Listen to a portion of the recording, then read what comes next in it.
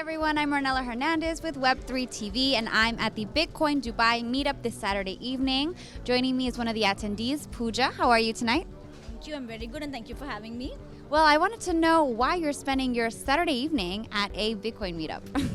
Okay, so I have been in the industry since the last 7 years. I love working in the industry. I've worked with around 200 blockchain projects.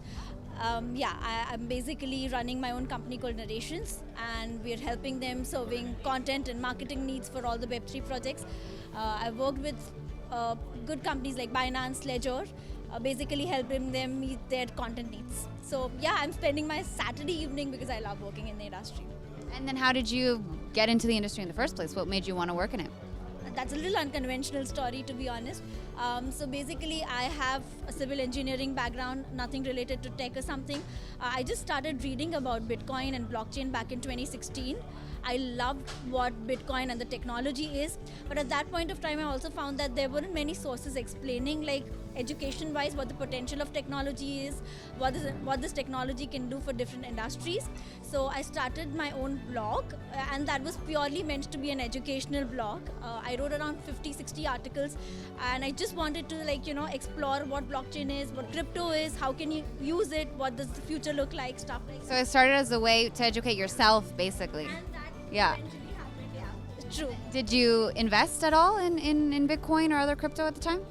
Not at that time. Eventually, yes. But no, not at that time. And yeah, from there on, I basically just one thing led to another. My blog got noticed by a couple of good publications. I also published in Hackanoon as a Brands author.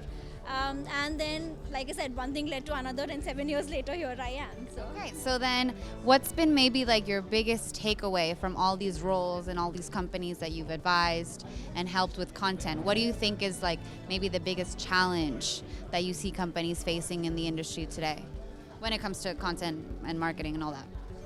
I think one of the biggest challenges that even I faced back then was marketing and the strategies and the tactics that we use.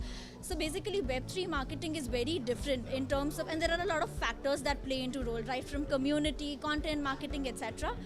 And none of the Web2 conventional tactics like, maybe sending a cold email, maybe like advertising on a public platform like Google, a lot of those tactics didn't apply. I mean, now I see some companies doing that, but especially back, like 4 years back, none of those tactics were relevant for Web3 marketing. So for Web3 marketing, you sort of completely had to reinvent yourself and reinvent strategies that could work for building a community. And then community was basically the high point of a project. And then, once the community starts building, it eventually sort of starts scaling up. And that's how the marketing was done in Web3.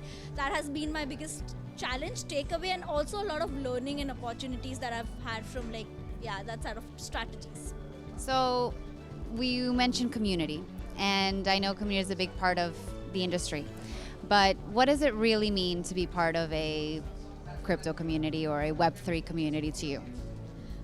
One is you've got to believe in what they're doing, whether it's like a DeFi project, an NFT project. One is, if I believe in something, I'd like to be a part of community. I like to learn more about what that particular thing is, or what that, whether even if it's a Bitcoin community. I'd like to know and understand and believe what Bitcoin is. And then I think from there on, it's more about also finding the like-minded individuals whom you can easily connect to, from whom you can take two insights, and then, from there on it start multiplying. And then if I'm strongly believing in something, I'm bound to sort of advertise it, or advertising would be a bad word, but sort of talk about it to two more people. And then I am not just a part of community, I'm also the person who's sort of taking the details forward, saying what the project means, what are they doing, why are they unique, etc. So, And are you an investor as well? In Web3, yes.